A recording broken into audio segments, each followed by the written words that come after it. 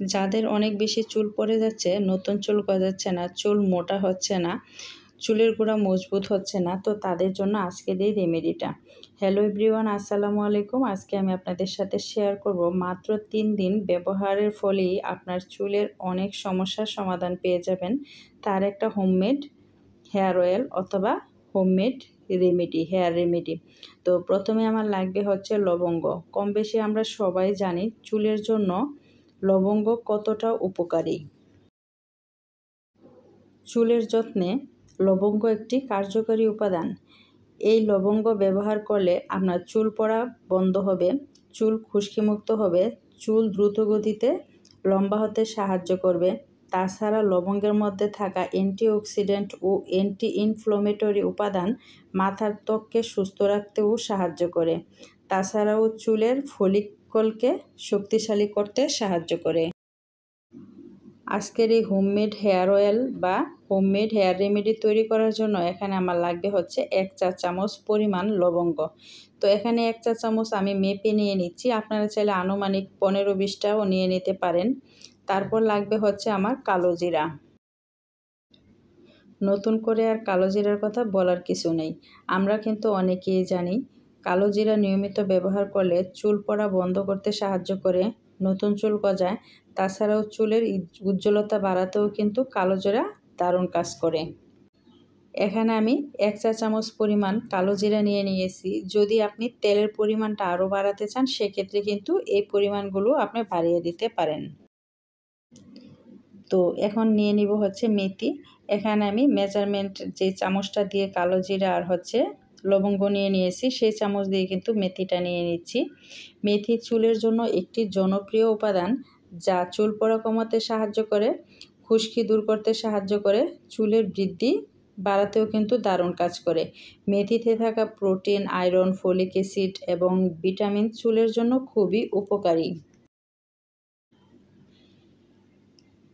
এই মেথি আমরা যদি চুলে নিয়মিত ব্যবহার করি বা মেথি ভেজানো পানি ব্যবহার করি, তখন কিন্তু আমাদের আলাদা করে আর কন্ডিশন করতে হয় না। এই মেথির পানি দিয়েই কিন্তু চুল কন্ডিশন করা হয়ে যায়। তো এখন হচ্ছে নিয়ে নিচ্ছি আমি 1/2 কাপ পরিমাণ সরিষার তেল। তো আপনারা চাইলে কিন্তু শুধুমাত্র সরিষার তেল দিয়েই এই হোমমেড হেয়ার অয়েলটা তৈরি করতে পারেন। আমি এখানে আজকে 2 ধরনের তেল নিয়ে নিচ্ছি, আর নিয়ে নিচ্ছি হচ্ছে প্যারাশুট তেল। তো প্যারাশুট তেলটা হচ্ছে যে যেই রকম নারিকেল তেল ব্যবহার করেন, আপনার চুলে যে তেলটা শ্যুট করবে সেই তেলটাই আপনি নিয়ে নেবেন। আমি 1/2 কাপ করে 2টা তেল মিলিয়ে নিয়ে নিয়েছি হচ্ছে 1 কাপ পরিমাণ। এখন আমি এই তেলটাকে 5 মিনিটের মতো রেখে দিব। এতে করে মেথি, লবঙ্গ আর হচ্ছে কালো জিরাটা একটু নরম হয়ে আসবে। আর মেথিটা কিন্তু অনেক শক্ত থাকে, তো সেটা কিন্তু নরম হতে অনেক সময় লাগে। তো আমি এখানে 5 মিনিট রেখে দিচ্ছি। 5 মিনিট পর তারপর আমি চুলায় এই তেলটাকে একটু জাল করে নিব। তো এটারও কিন্তু একটু প্রসেস আছে। তো 5 মিনিট হয়ে গিয়েছে। তো চলেন এখন আমি চুলায় কিভাবে বসাই দেখিয়ে দিচ্ছি। তো সরাসরি কিন্তু এই বাটিটা বসানো যাবে না। তো দেখতে পাচ্ছেন প্রথমেই কিন্তু আমি একটা স্টিলের বাটি নিয়ে নিয়েছি, যাতে করে আমি একটা অন্য পাত্রে রেখে এই তেলটাকে তৈরি করতে পারি। তো অবশ্যই এখানে স্টিলের বাটি নিয়ে নেবেন, কাচের বাটি কিন্তু নেওয়া যাবে না। আর সরাসরি চুলাতে কিন্তু এই বাটিটা বসানো যাবে না। আমি একটা তাওয়ার উপরে রেখে তারপরে বাটিটা বসিয়ে দিয়েছি। এখন 7 মিনিটের মতো আমি তেলটাকে রেডি করে নিব। তো যেহেতু আমি এখানে সরিষার তেল দিয়েছি, তো এর জন্য কিন্তু অনেক ফেনা উঠেছে। তো ফেনা দেখে ভয় পাওয়ার কোনো কারণ নাই। ফেনাটা কিন্তু তেলটা যখন ঠান্ডা হয়ে যাবে তখন কিন্তু ফেনা চলে যাবে।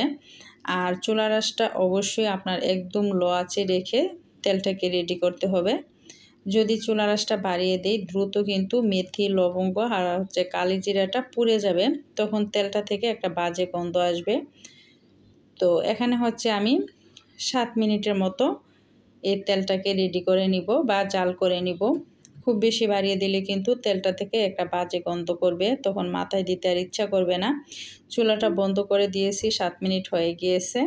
তো এখন ঠান্ডা প্রায় হয়ে এসেছে। এখন হচ্ছে আমি একটা কাচের জারের মধ্যে নিয়ে নিব। আমি অল্প একটু তেলই বানিয়ে নিয়েছি, আপনারা কিন্তু এখানে একসাথে 2 থেকে 3 মাসের তেলও তৈরি করে নিতে পারবেন সেম প্রসেসেই। তো আমি এখানে আর ছাঁকনি ইউজ করলাম না, চামচের সাহায্যেই উঠিয়ে নিচ্ছি, মানে তেলটাকে ঝাড়ে নিয়ে নিচ্ছি। আর অবশিষ্ট যেই তেলটা থাকবে মেথি, লবঙ্গ আর কালো জিরার সাথে, তো এটা আমি আজকে আমার মেয়ের মাথায় দিয়ে দিব। তো সেজন্য আর আমি ছাঁকনির সাহায্যে ছাঁকলাম না, আপনারা চাইলে সেঁকেও নিয়ে নিতে পারেন। একসাথে বানিয়ে নিলে সুবিধা হয় যে যখন ইচ্ছা তখনই দেওয়া যায়। আর এই তেলটা বানিয়ে যখন আপনার চুলে দিবেন তখন কিন্তু আর এরকম কোনো শর্ত থাকে না যে গোসলের আগে দিতে হবে বা পরে দিতে হবে। এটা আপনি চাইলে যে কোনো টাইমে দিয়ে নিতে পারেন। এই তেলটা এত বেশি উপকারী, এটা ব্যবহার না করলে বুঝতে পারবেন না। যারা দীর্ঘদিন ধরে চুলের নানান সমস্যা নিয়ে ভুগতেছেন তারা একবার হলেও এই হোমমেড হেয়ার অয়েলটা বানিয়ে ব্যবহার করবেন, তখন দেখতেই পারবেন যে এটা কতটা কার্যকরী। তো এই অবশিষ্ট তেলটা কিন্তু আমি আমার মেয়ের মাথায় দিয়ে দিব। এখন বলে নিচ্ছি এই তেলটা আপনি কিভাবে ব্যবহার করবেন। এই তেলটা একবার বানিয়ে আপনি 2 মাস পর্যন্ত রেখে দিতে পারবেন। তাছাড়াও আপনি সপ্তাহে যদি 2 থেকে 3 দিন এই তেলটা নিয়মিত ব্যবহার করেন, আপনার চুলের অনেক সমস্যার সমাধান পেয়ে যাবেন। আপনি নিজেই ব্যবহার করলে ফলাফলটা পাবেন। আর এই তেলটা দিয়ে আপনার সাথে সাথে শ্যাম্পু করার কোনো ভেজাল নেই। তো আপনি যখন ইচ্ছা দিতে পারেন বা চাইলে 2-4 দিন মাথায় রেখেও দিতে পারেন।